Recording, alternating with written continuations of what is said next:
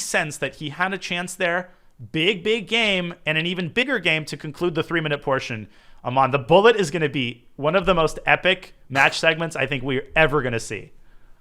It really will. And, there's obviously it could be said about any match. There's a difference between going in with the score tied or one player has the lead. But between these two guys where, there's never really been that much of a difference between them, that 1 point, that one game, a half a point makes all the difference. So, yeah, you could talk about momentum, but strictly based on the score and how narrowly close these matches have been, yeah, this game's important. You're totally right, and this is giving me shades of the Nakamura MVL match where Hikaru was down by 2 going into the final game of this portion, and he managed to win it, and that really set the tone. Now, obviously, he dominated all across the bullet, but if Magnus could tie the match here, man, would that go a long way toward filling him with a lot of momentum. And right now, this is resembling last year's match where the score going into the bullet, I think, was something like a 1 or 2 point lead only for Hikaru. We have transformation here in the Rui Lopez. Hikaru has put his knight on e7 as opposed to f6, as has been standard in their games thus far.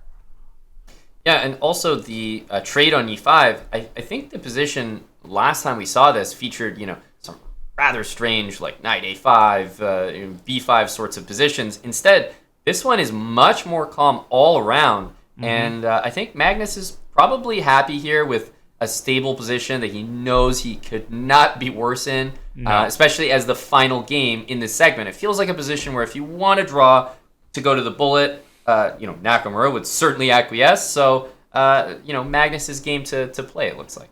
For sure. And Hikaru has to decide on which side of the board he's going to operate. b5 is a tempting move, but you're also introducing long-term weaknesses on the queen side. As we know, white will have the typical a2, a4 strike. You can go on the other side, and I think the move Hikaru's turning over in his head is actually g5, potentially even followed by f5. But that also allows avenues to be opened up, such as the queen dropping back to b3 with a check. I'm definitely surprised at the move c6. That is ultra committal and ultra risky because look at the d6 pawn.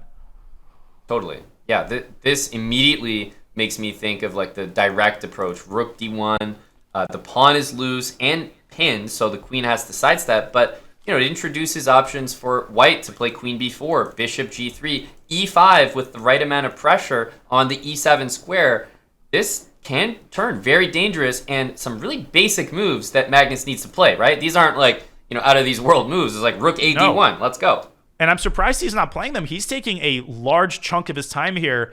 Obviously, he's figuring out the right way to arrange his pieces, but I would just start with rook d1 and bishop g3 and then think he's played it. He's got so many easy ways to increase the pressure on the pawn. Bishop g3, queen b4, double rooks on the d file. He could do all 3 of those successively. Instead, he expands first on the king side. That's such a typical Magnus move. Again, playing on both sides of the board. It's been a theme of this match. It's a theme featuring in all high-level matches and games.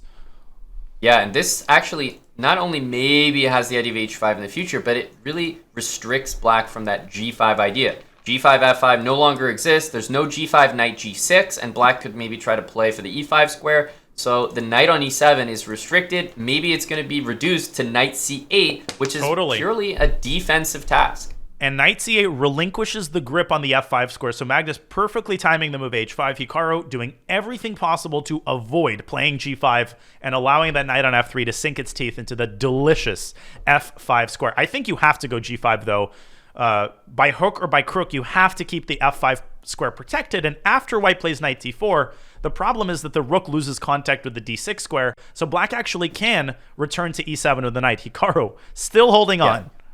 Yeah, the knight on c8 is like, it's actually the only thing keeping him in the game because it's guarding the d6 pawn, and when the f5 square is threatened, it's guarding the f5 square. So without that knight on c8, big problems in this position for Hikaru. It looks easy for Magnus to play, but he's offered maybe a trade.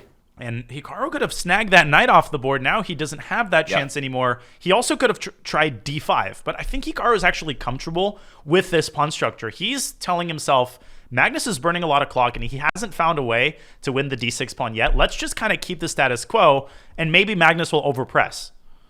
I don't know if that's the way to do it, though, because like you want to play d5, but I think you're going to need to recapture with a pawn there. Agreed. And instead he's gone b5, sending the knight either back to e3, and again we're going to see this knight e7 classic. But knight a5 is also very tempting, attacking that new target on c6.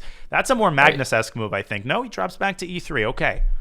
I think knight e7, rook d... d2, d3. He goes on a light square. Just good practice there. And after d5, he wants to play rook d1, and the pawns are going to find themselves on fixed dark squares for a potential endgame, maybe with just dark square bishops. But d4, Hikaru slides his pawn through. b4, preventing c5. What a move. Obviously, the knight is untouchable there because the rook on d7 will hang.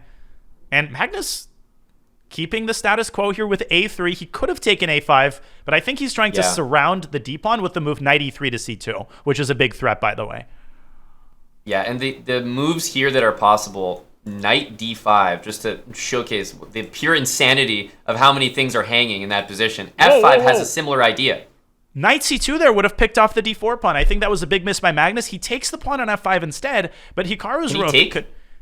Oh my gosh. No, there's rook takes g7 in the end, and bishop e5, bishop b2, but the king could sidestep. But you could go to f8. I'm bishop looking d6. At pawn takes. Bishop d6, amazing. We're going to have to show this after the game, or Hikaru might play the move. No. The time is too low. We have to stay with the action. Now it doesn't exist anymore. That was an insane line, Aman. We promise to show this after the game, no matter how the game finishes. Feels like Magnus is in the driver's seat. He can support the f-pawn with g4. That's very scary. Remember, bishop d4, rook d8. You can't just rush and take that. And that's why Magnus, bringing his king up to e2, supporting the rooks, playing for a win, Hikaru's supporting in the big pawn. trouble.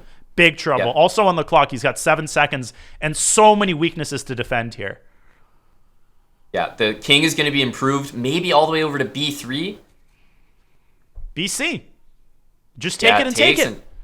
He didn't take d4. You do walk into a permanent pin, but he doesn't want to do it. But bishop takes d4 threatened, and bishop f6 there was easy. Magnus allowing Hikaru to get active again. Good point. Rook c8. Rook b6 is coming, though. Okay, now it's suddenly a 3-result game again. I mean, Magnus could lose control of this game and let that d-pawn through. Ooh, that I didn't expect. That looks like a good move. Rook a5. It's not hanging. What a move. Rook b6, maybe surround the b-pawn. And now a trade. Check first. It looked like keeping both rooks on the board was maybe more dangerous. Uh-oh. King d3. Oh, the king comes up. Rook b7, sending the king back, and Magnus has to find a way to infiltrate Hikaru's blockade. Rook e2. d3. Oh my gosh. Who has to be careful here? Oh my goodness. Rook f2, and he's going to win the f3 pawn, and I think Hikaru might hold this. Yep, because if the rook could get to e4, that would be different. And Hikaru holding the e-file. He cannot let the king infiltrate e6. Oh, this is incredible. He's hanging on by an actual thread. And he's doing it incredibly well. He just goes rook e1, rook e2. I don't think Magnus has an easy way to make progress. If you're Carlsen, King e6, rook e4. Be careful where you put your pieces. Yeah, rook g4 was too risky, though. I agree with Hikaru. Stay on the e-file, and that's your defensive method. And I think we're going to get a draw. Magnus just not finding a single way to pose further problems. I don't think such a way exists. He can't put anything on the e-file. Hikaru's too solid. I think rook b4 is a reasonable try. Yeah. Bring the rook here so at least that's taken care of, but he does it in a moment when bishop e7 can be played. Bishop d4, rook d1, pinning the bishop, moving the king back. Magnus keeps finding newer and newer ways to pose new problems, but Hikaru believes the rook endgame is drawn, and it is. Especially with the king cut off this way. If the king was on d4, different story. Why did he let it out? He's got his king to f6, and Magnus is going to win. He's lost. King g6, f6. It's over. It's an umbrella. He's using the pawns as a shield. This is a loss. Oh, my goodness. How many turnarounds? f7 there was winning on the spot, as does this. And it's actually the presence of the pawn that makes it a win, because otherwise black can play rook takes f6, check, and stalemate. And Hikaru is annoyed. He's irritated, and he has lost a critical game, allowing Magnus to tie the match. I'll give you the choice